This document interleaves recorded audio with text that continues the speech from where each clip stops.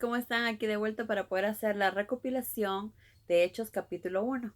Pero primero, como sabemos, lo importante que es la oración, así que si gustan acompañarme, por favor, cerremos los ojitos.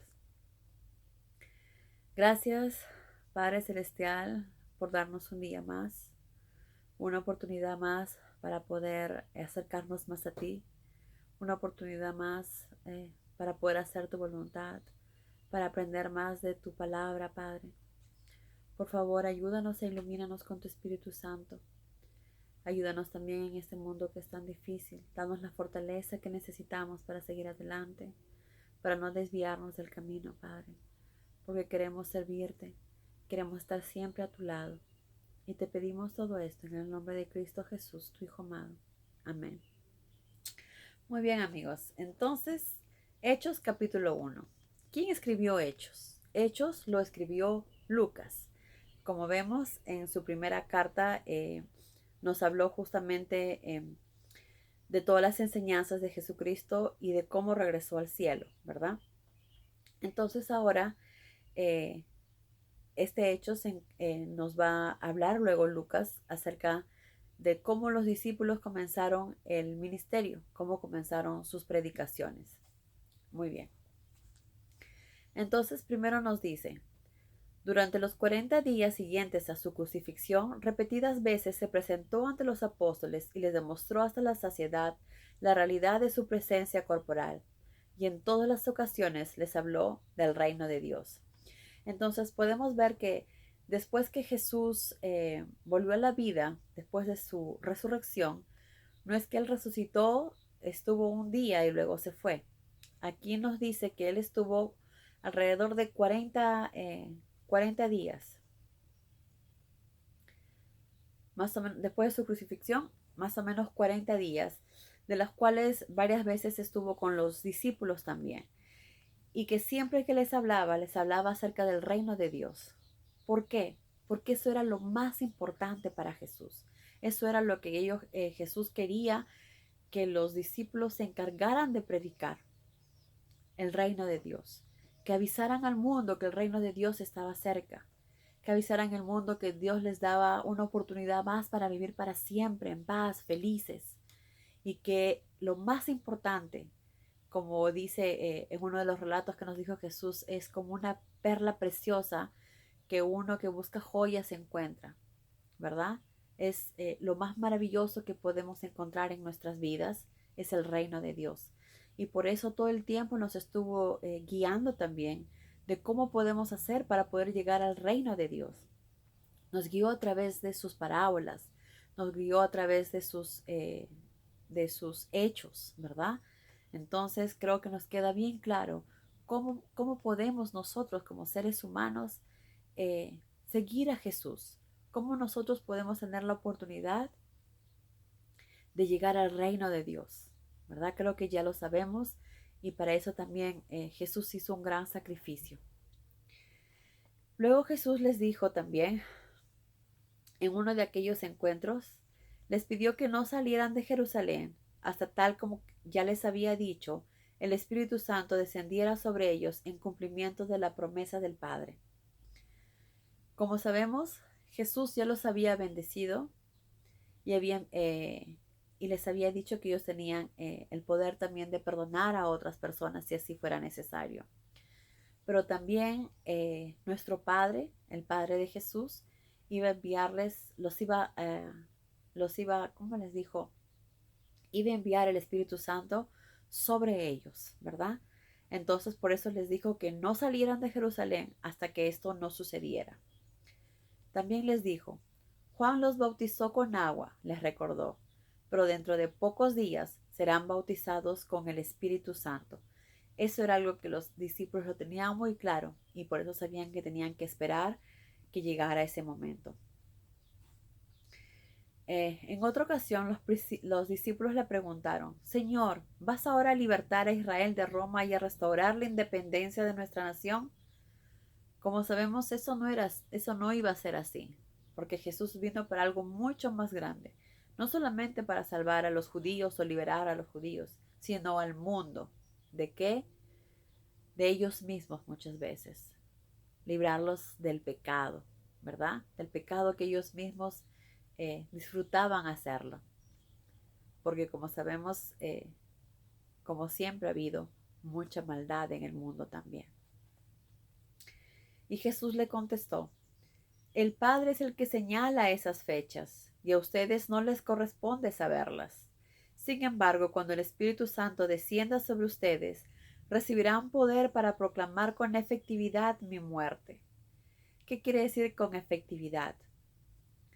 Con precisión, que con el Espíritu Santo van a poder lograr que esa semilla quede plantada en cada una de las personas, con firmeza, que realmente van a lograr lo que ellos se propongan, que van a poder, como dice Jesús acá, recibirán poder para proclamar con efectividad.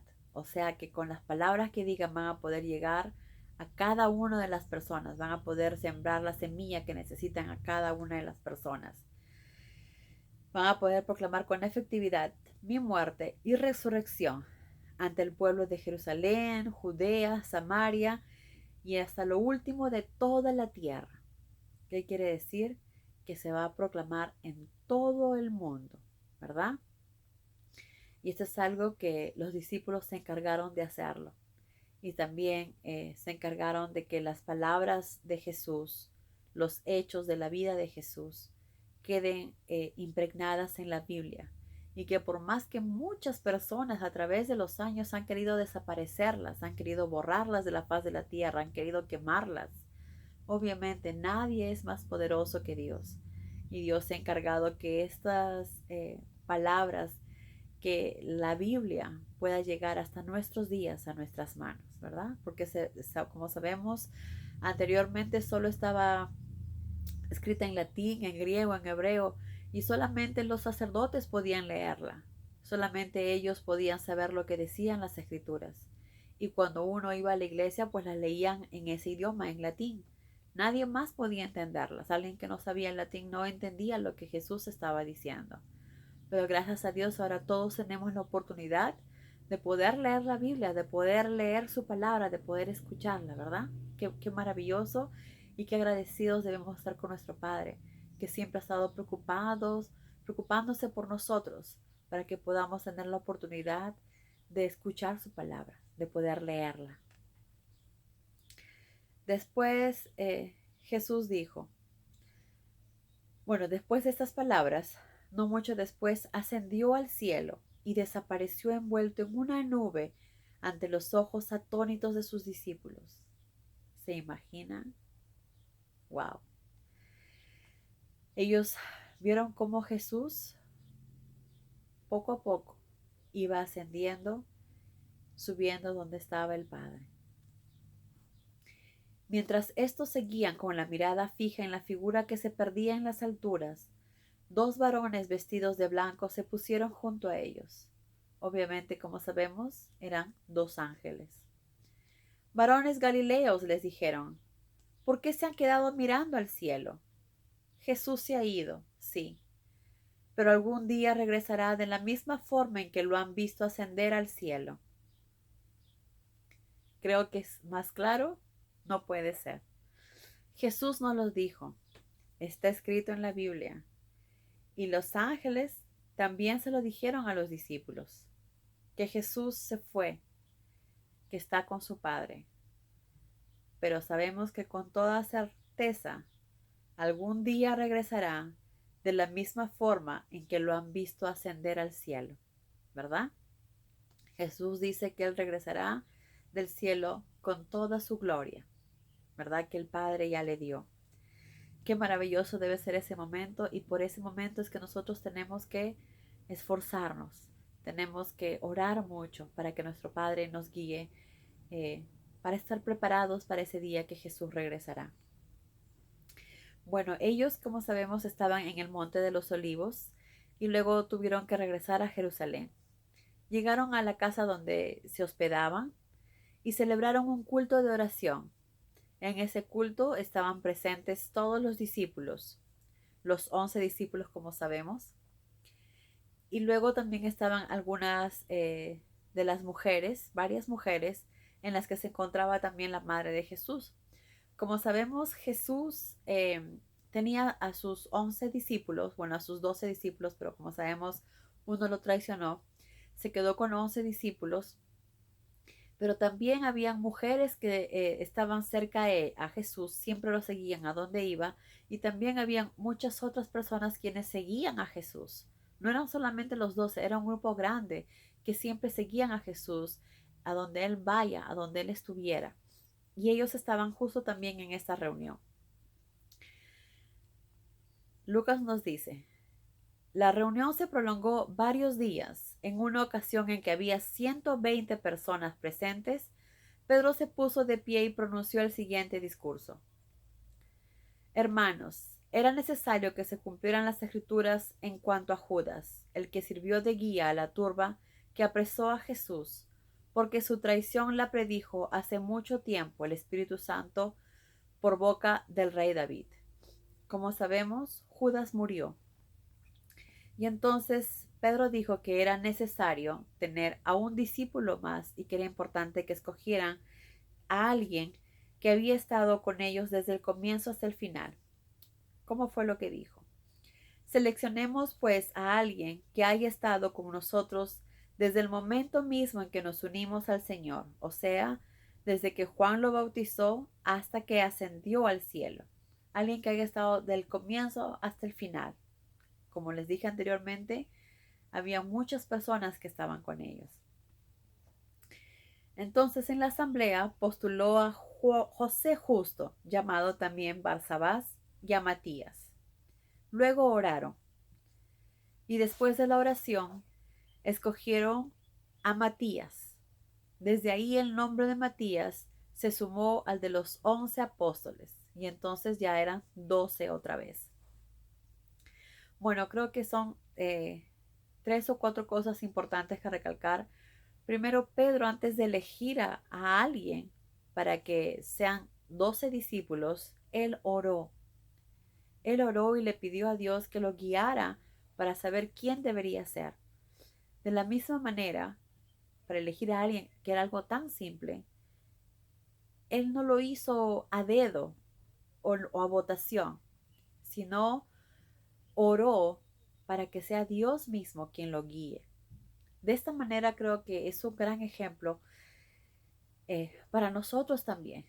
Así como Pedro lo hizo, es importante que nosotros también en nuestras decisiones, en las acciones que vayamos a tomar, por muy pequeñas o muy grandes que sean, siempre orar para que sea nuestro Padre quien nos guíe, para tratar de hacer siempre lo correcto. Porque si lo hacemos a nuestra manera, quizás podamos errar. Entonces eso es lo que no queremos. No queremos errar, no queremos alejarnos del Padre tampoco. Entonces es importante que siempre oremos. Es importante que en cada decisión tomemos presente a Dios y que Él sea quien nos guíe. Como les dije, no importa la pequeña momento o lo pequeño que necesitamos, la pequeña decisión que necesitamos tomar, siempre es importante la oración y la ayuda de nuestro Padre, la guía para poder hacer siempre lo correcto. Segundo, Jesús siempre recalcó el hecho de que tenemos que estar preparados para el reino de Dios. Él vino a proclamar que el reino de Dios estaba cerca. ¿Se acuerdan cuando Jesús vino y dijo, el reino de Dios está aquí? Porque Él representaba el reino de Dios, que es la paz en nuestros corazones, la paz que muchas personas tratan de buscar, tratando de satisfacer esa paz con las cosas que hay en este mundo, pero al final terminan más perdidos y más depresivos. La única paz verdadera que podemos encontrar es cuando encontramos a Dios, es cuando encontramos la verdad, es cuando seguimos lo que Jesús nos enseña. ¿Por qué Jesús se recalcó tanto que hagamos su voluntad, que oremos siempre?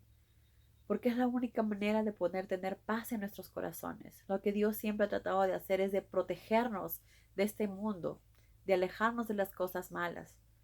Y entonces si nosotros comenzamos a hacer lo que Jesús nos enseña, vamos a poder estar en paz, a sentirnos en paz y protegidos porque Dios va a estar a nuestro lado siempre. Después también nos habló acerca del bautismo, ¿verdad? Cuando les dijo a los apóstoles que ellos se habían bautizado con agua, pero que luego iban a ser bautizados con el Espíritu Santo y que tenían que permanecer en Jerusalén hasta que esto sucediera. Luego también vemos cómo Jesús ascendió al cielo. No hay ninguna duda. No mucho después ascendió al cielo y desapareció envuelto en una nube ante los ojos atónitos de sus discípulos. Vemos claramente que Jesús está sentado a la derecha del Dios Padre, pero también los ángeles nos dijeron que así como Jesús se fue, algún día va a regresar de la misma forma en que ellos lo vieron ascender al cielo. Creo que no nos queda ninguna duda. Tratemos de esforzarnos y prepararnos para ese día, que no es un día de pánico, ni de tristeza, ni de miedo. Al contrario, es un día que tenemos que esperar con muchas ansias, tratando de siempre dar lo mejor de nosotros. Por eso es que ahora es el momento que nos preparemos para ese día. Es ahora que ayudemos a nuestra familia, a nuestros amigos a conocer la palabra, a acercarse a Él, para que estén preparados para el día en que Jesús regresará. Que Dios los bendiga, amigos, y que tengan un día maravilloso. Adiós.